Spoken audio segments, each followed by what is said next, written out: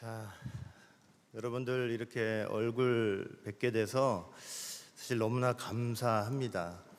제가 이제 멀리 있으면서 항상 소식도 듣고 뭐 여러 얘기도 이제 듣는 가운데 있으면서 기도도 참 많이 하는데, 그래도 막상 이렇게 와서 이제 실상들을 보면서 이 예배 자리 사모하셔서 그래도 이 자리에 여러 가지 어려움과 난관을 뚫고 예배 자리를 지키시고 하나님께 예배 드리는 여러분들을 보면서 제 자신이 먼저 은혜를 받는 것 같아요. 너무 감사드리고, 또 교회를 지키시고 수고하시는 거 하나님께서 잊지 않으시고 반드시 하나님께서 여러분들 좋은 상급으로 갚아주실 줄 믿으시길 바라겠습니다.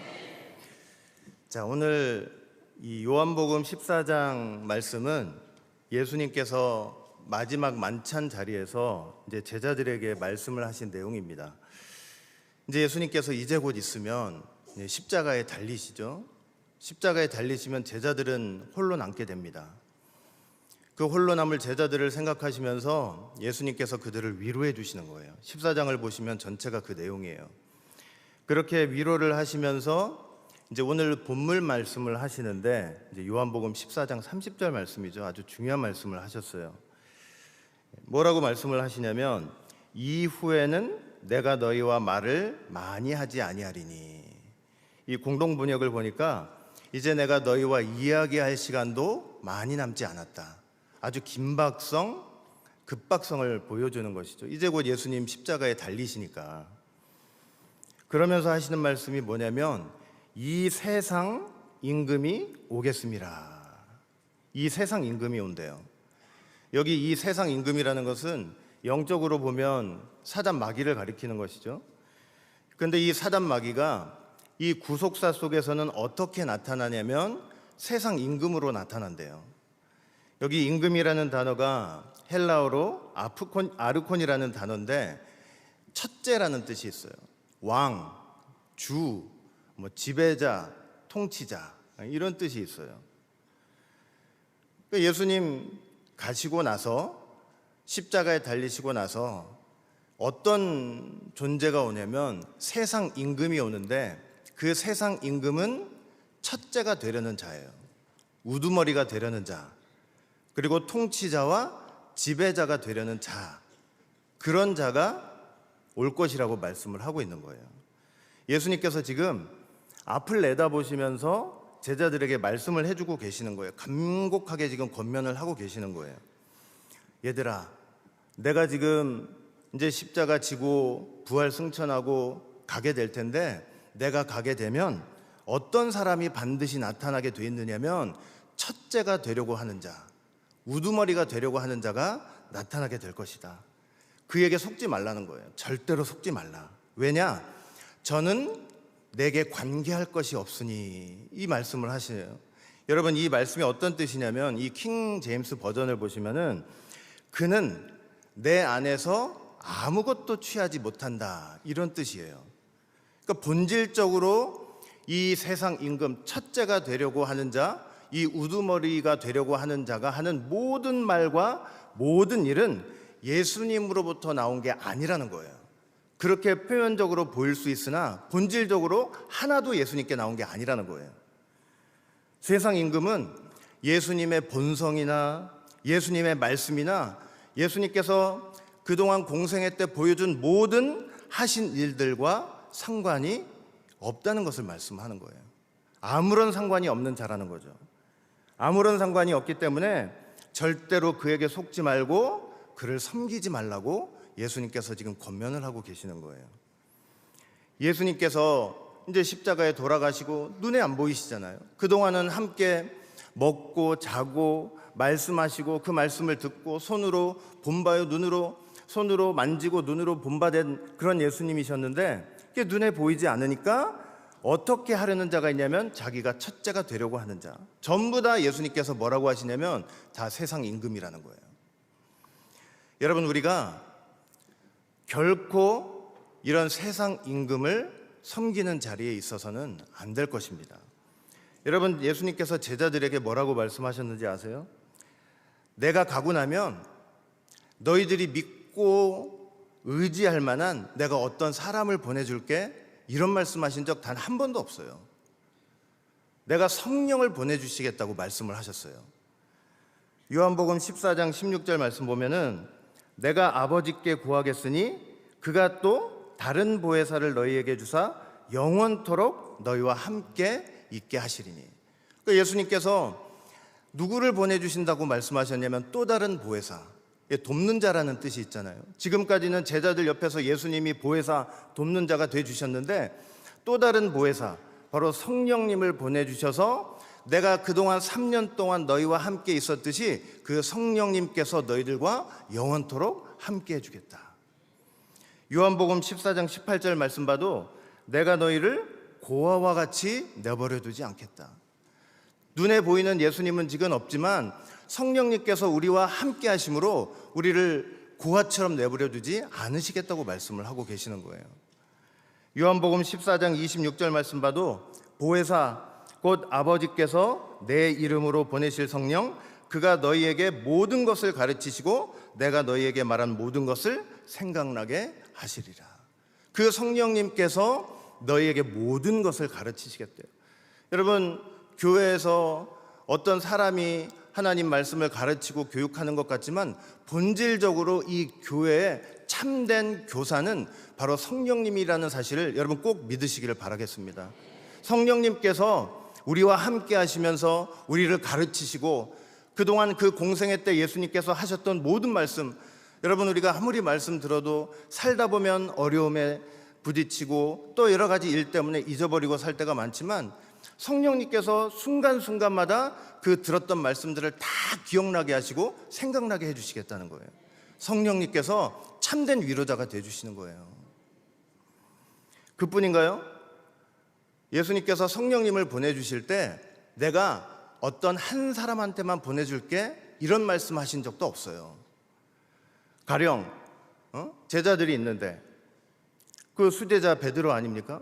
그 베드로한테 야 내가 너한테만 특별히 성령 보내주고 말씀 줄 테니까 네가 선두가 돼가지고 다른 제자들 잘 이끌면서 그렇게 한번 해봐라. 예수님이 언제 그런 말씀을 하셨습니까? 제자들에게 지금 가룟 유다는 예수님 배신하러 갔고 그 마지막 만찬 자리에서 11명이 앉아있는데 그 앉아있는 11명 제자 모두에게 내가 너희에게 모두 성령을 보내주시겠다고 분명히 말씀을 하신 거예요. 11제자 중에 나만이 진리의 성령을 받았다, 나만이 이 십자가 복음의 상속자다, 절대로 이렇게 주장할 수 없는 것입니다. 11제자 모두가 성령을 받았고 11제자 모두가 진리의 복음, 십자가 복음의 상속자가 되는 것입니다. 여러분 무지개가 있어요. 7빛깔 무지개인데 빨간색이 야 나는 내가 이 7빛깔 무지개 중에 이 색깔 중에 내가 가장 빛날 거야. 내가 찬란하게 빛날 거야. 나만 빛날 거야. 다른 색이 흐리멍텅이 되고 뭐 어떻게 되든지 간에 나만 빛날 거야. 그러면 그 무지개는 온전한 무지개가 될 수 없습니다. 7빛깔 모든 색이 찬란하게 빛나야만 참다운 무지개가 된다는 사실을 여러분 꼭 믿으시기를 바라겠습니다. 예수님은 이 요한복음 14장 유언과도 같은 말씀을 통해서 그 어느 누구도 첫째로 삼지 않으셨습니다. 아니 오히려 첫째가 되려고 하는 자, 우두머리가 되려고 하는 자, 세상 임금이니까 상관하지 마라. 나하고 관계할 게 없다. 그가 하는 모든 말과 일에서 나에게서 나온 게 하나도 없다고 분명히 말씀을 하신 거예요. 예수님께서 부활 승천하셔서 눈에 보이지 않더라도 여전히 그 보이지 않는 예수님만이 교회의 첫째가 되시고 교회의 머리가 되시며 성령님만이 참된 위로자가 되시고 교사가 되신다는 사실을 저와 여러분들은 꼭 믿으시기를 바라겠습니다. 이런 예수님의 간곡한 권면에도 불구하고 왜 어떤 사람들은 세상 임금 앞으로 나아가고자 할까요? 여러분 모세가 십계명이 새겨진 2 돌판을 받는다고 시내산에 올라갔죠. 올라가면서 신신당부를 했어요. 출애굽기 24장 14절 보니까 장로들에게 이르되 너희는 여기서 우리가 너희에게 돌아오기까지 기다리라. 아론과 훌이 너희와 함께 하리니 무릇 일이 있는 자는 그들에게로 나아갈지니라. 시내산 올라가면서 모세가 뭐라고 당부를 했어요? 뭐라고 신신당부를 했냐면 내가 너희에게로 돌아올 때까지 뭐 하라고요? 기다리라 그랬어요. 기다리라 그랬어요.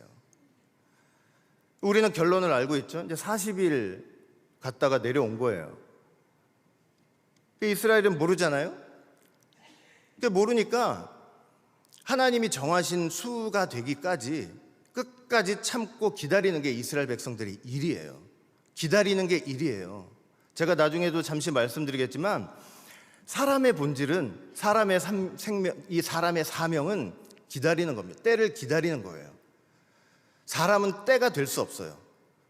예수님만이 때가 되시지 우리는 무조건 어떤 존재들이냐면 그 때를 기다리는 사람들이 돼야 되는 거예요. 그런데 출애굽기 32장 1절 말씀 보니까 이스라엘 백성들 어떻게 했습니까? 백성이 모세가 산에서 내려옴이 더딤을 보고 모여 아론에게 이르되 가로되 일어나 우리를 인도할 신을 우리를 위하여 만들라. 이 모세 곧 우리를 애굽 땅에서 인도하여 낸 사람은 어찌 되었는지 알지 못함이니라. 이스라엘 백성들의 문제가 뭐냐면 끝까지 기다리지 못한 거예요. 끝까지 기다리지 못했어요. 인내하면서 기다렸어야 되는데 자기 생각에 너무 늦어진다는 거죠. 하나님의 계획과 하나님의 생각은요, 모세가 40일 있어야 돼요. 40수를 딱 채워야 돼요. 이스라엘 백성들은 너무 늦어진다는 거예요. 늦어진다. 하나님의 때를 기다리지 못하고.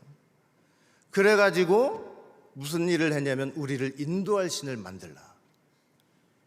금송아지 만든 거 아닙니까? 눈에 보이는 신.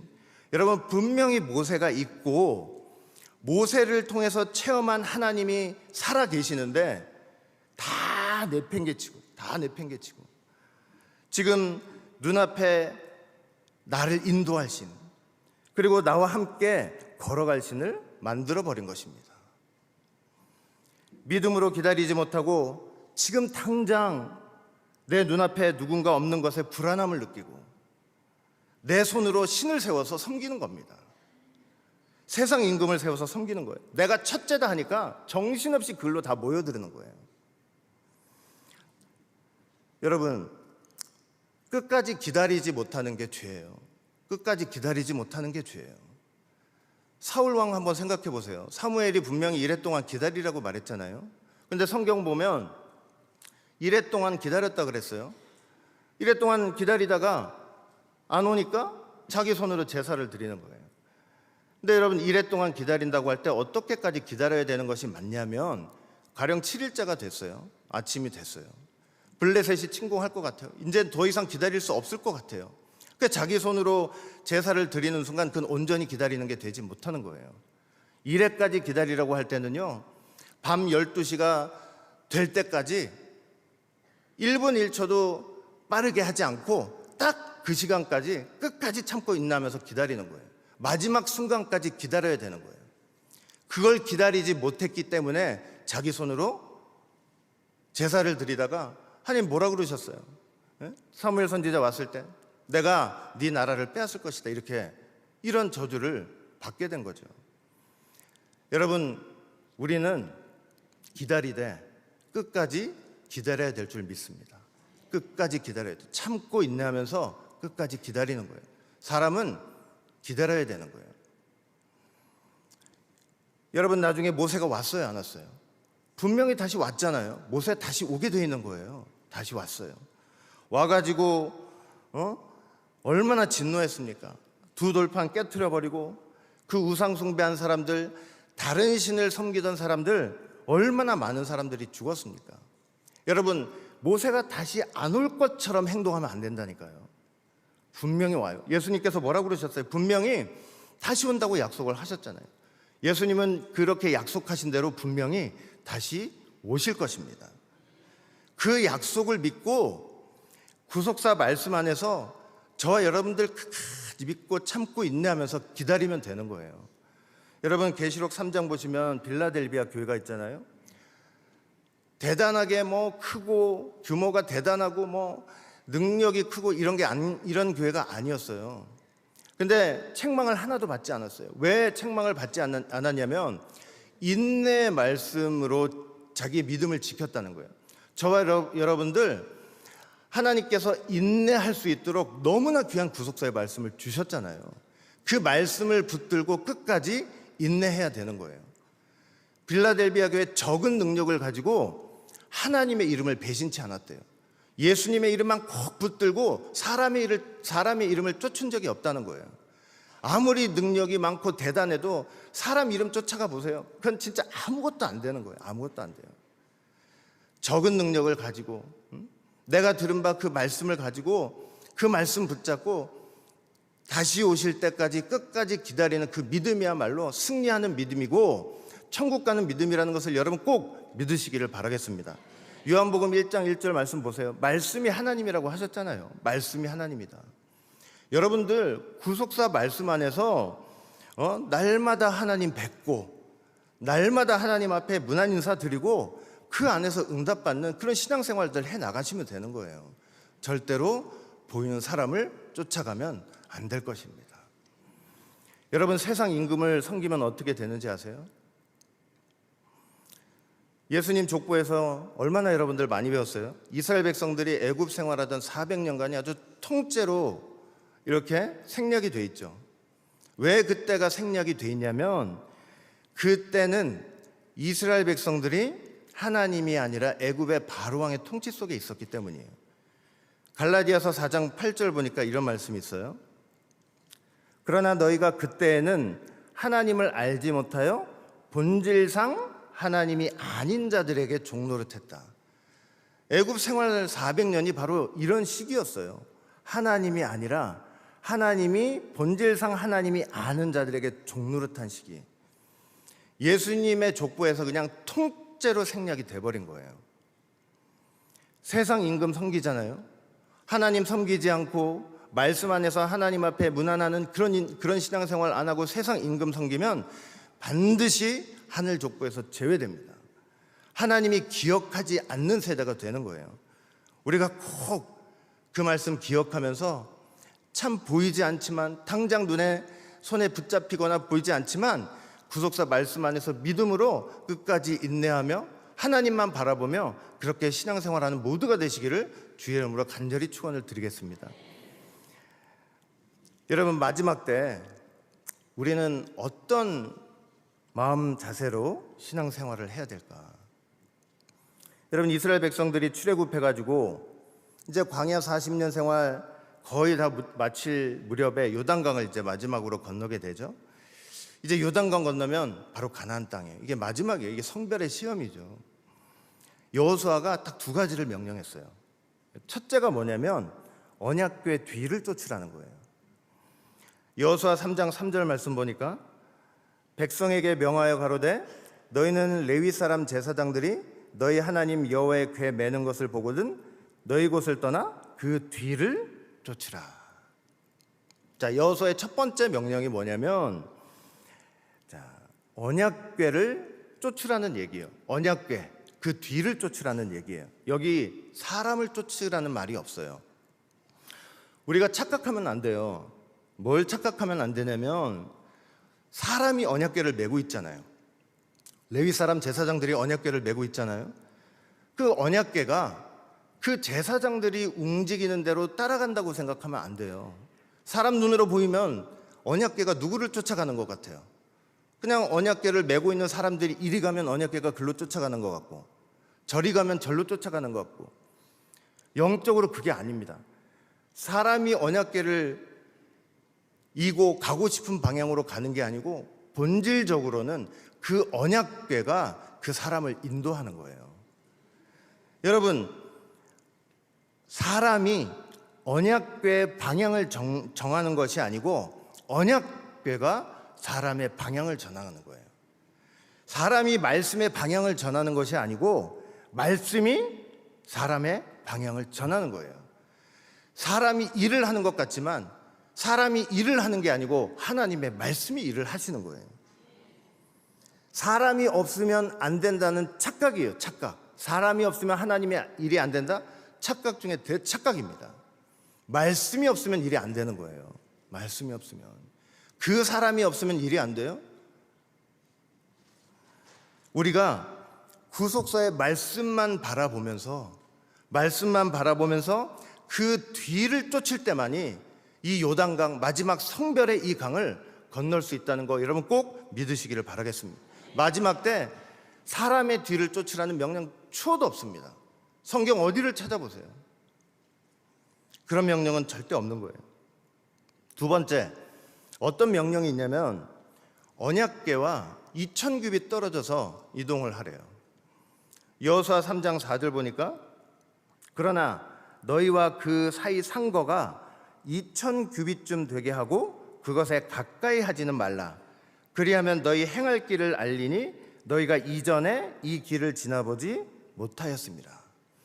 그러니까 언약궤와 이스라엘 백성들 사이에 거리를 어떻게 두라 그랬어요? 2000규빗을 두라고 말씀을 하셨죠. 이게 언약궤의 신성함과 언약궤의 거룩함 때문에 그러는 거예요. 이렇게 떨어져 가게 했죠. 이건 절대로 넘볼 수 없는 사람과 하나님 사이의 질서를 보여주는 거예요. 성도는요, 마지막 순간까지 이 질서를 인식하면서 살아가야 돼요. 그 어떤 누구도요, 여러분들 분명히 아셔야 돼요. 그 어떤 누구도 하나님의 자리에서 일할 수 없습니다. 오직 그를 통해서만? 이건 말도 안 되는 소리예요. 여러분 구속사 공부 하도 많이 하다 보니까 우리가 익숙해져 가지고 다 아는 것 같고, 여러분들은 안 그러실 거예요. 그냥 어떤 사람이 만약에 다 아는 것 같고 자기 손에서 다 이렇게 놀리는 것 같아요. 다 노는 것 같아요. 그러나 우리가 구속사 말씀 안에서요, 어떤 걸 딱 깨닫잖아요. 어떤 말씀을 딱 깨달았어요. 근데 그렇게 깨달아도 2000규빗 앞에 그보다 더 깊은 뜻이 있어요. 그게 하나님 세계예요. 우리가 깨달은 게 만약에 하늘이라고 생각해 보세요. 제가 뭐를 깨달았어요. 저와 여러분들이 뭘 깨달았어요. 그 이제 우리가 깨달은 게 하늘. 그러면 내가 깨달은 그 하늘이 가장 높은 하늘이 아니에요. 그 하늘 위에 뭐가 있느냐면 새하늘이 있어요. 새하늘이라는 것은 내가 깨달은 것보다 더 높은 뜻, 더 깊은 뜻이 항상 있는 거예요. 항상 있어요. 그 새하늘에서 입장에서 보면 내가 깨달은 하늘은 죄가 돼요. 사실은 죄예요. 왠지 아세요? 성경에서 죄라는 게 이렇게 바른 길이 있는데 어긋나는 것만 죄가 아니에요. 성경에서 죄라고 할 때는 부족한 것도 죄예요. 사실은. 여러분 바벨론 마지막 왕이 벨사살 왕인데 그 분벽 그 손가락 나와가지고 뭐라고 썼습니까? 메네 데겔 우바르신. 그 중에 데겔이 무슨 뜻이냐면요, 왕이 저울에 달려서 부족함이 보였다는 거예요. 부족함이 보였기 때문에 그날 밤 당장 나라가 망한 거 아닙니까? 여러분 성경에서는 부족한 것도 죄예요. 부족한 것도. 내가 깨달은 게 최고 같고 나를 통해서만 이 말씀을 들어야 될 것 같고 내가 가장 말씀을 잘 깨닫는 것 같고 이런 생각할지 모르지만 항상 그 위에 2000규빗 더 앞에 더 깊은 뜻이 있고 내가 깨달은 그 하늘보다 더 높은 하늘이 있다는 걸 생각하면 겸손해야 되는 거예요. 겸손해야 돼요. 그리고 그 엄청난 깊은 뜻에 비했을 때 내가 깨달은 것도 하나님 앞에서 볼 때 그게 죄가 될 수 있는데도 하나님께서 그거를 기쁘게 받아주시니까 내가 그 깨달은 그것도 하나님께서 잘했다, 잘 깨달았다 이렇게 하나님께서 칭찬을 해주시는 거예요. 그러니까 겸손해야 되는 거예요. 겸손해야 돼요. 겸손해야 돼. 특히 말씀을 가르치다 보면 내가 최고라는 생각 혹시 하게 되는 사람들이 있다면 정말로 겸손해야 돼요. 다시 한번 말씀드려요. 아무리 잘 깨닫는 것 같아도 항상 2000규빗 앞에 뭐가 있다고요? 더 깊은 뜻이 있어요. 내가 깨달은 하늘 바로 위에 또 뭐가 있냐면 새하늘이 있어요. 그 입장에서 보면 나 죄인데도 하나님께서 그래도 예수님의 십자가 보혈을 보시면서 그래 그것만이라도 잘 깨달았어. 잘한 거야. 하나님께서 그렇게 받아주시는 역사를 이해하면 교만할 수가 없다니까요. 내가 최고라는 생각 어떻게 할 수 있습니까? 못하는 거예요. 그러면 겸손해야 돼요. 겸손.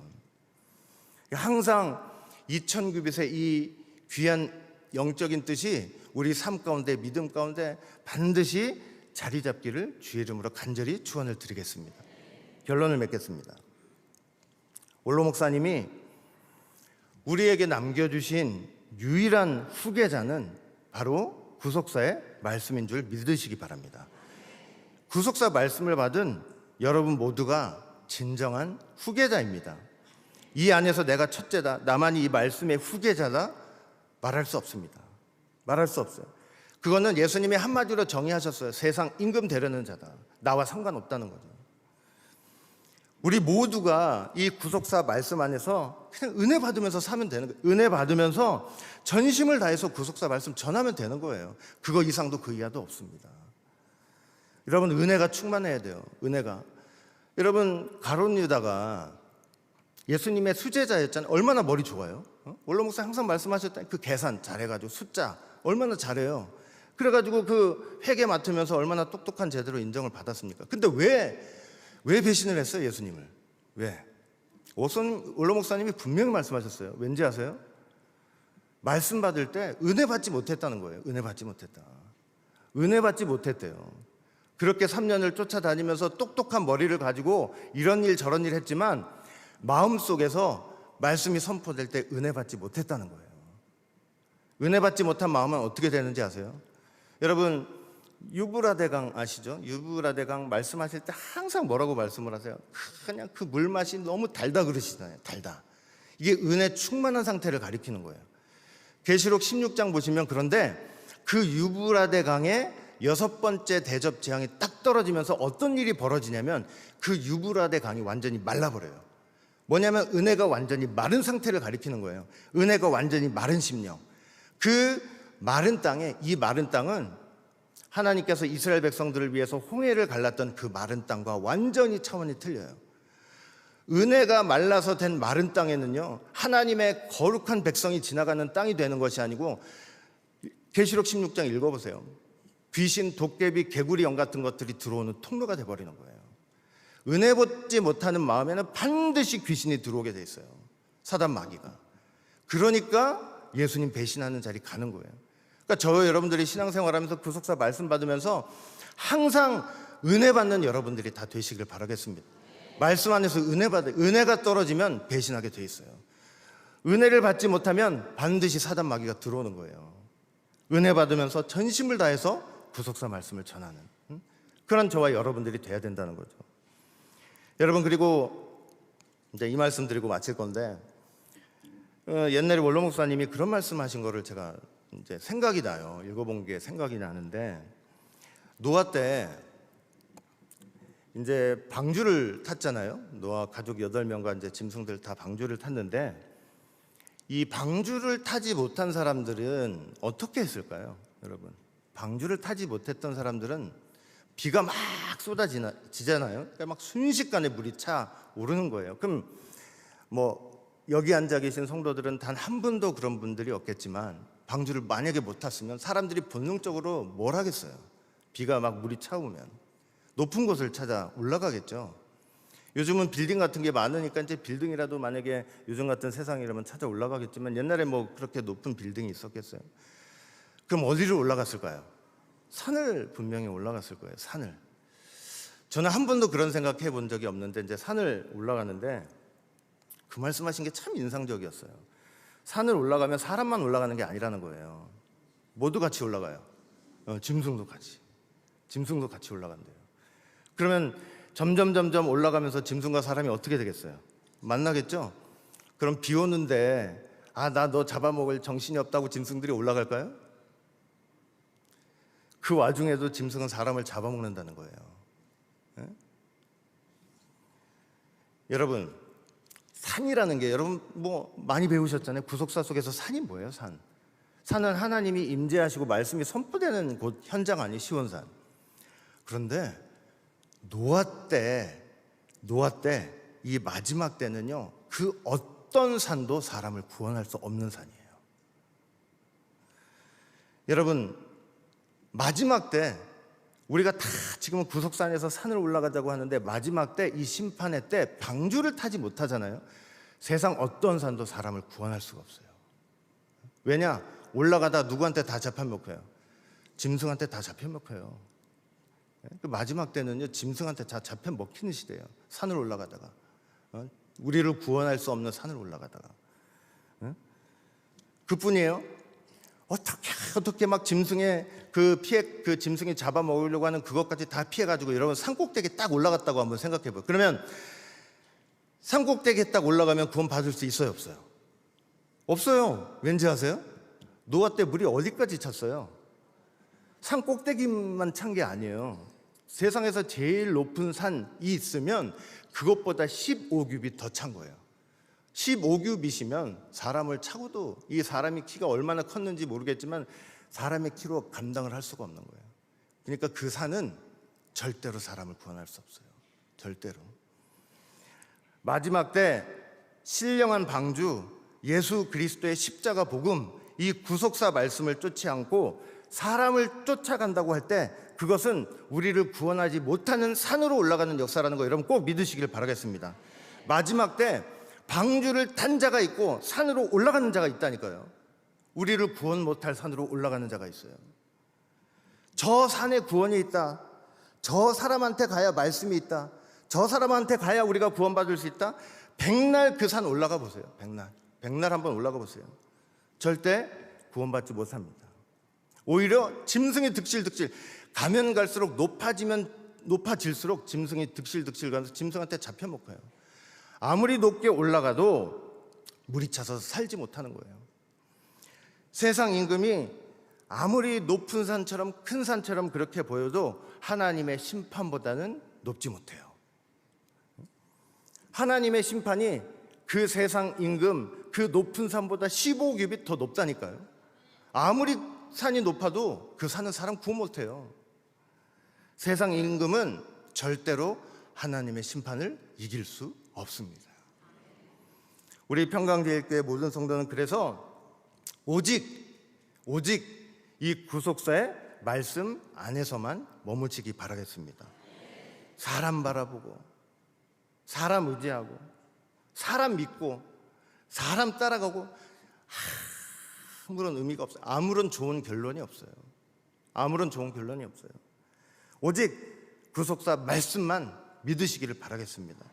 구속사 말씀만 믿고 쫓아가는 여러분들을 하나님께서 반드시 한 분도 빠짐없이 천국으로 인도한다는 사실을 믿고 승리하시기를 주의 이름으로 간절히 축원을 드리겠습니다. 기도합니다.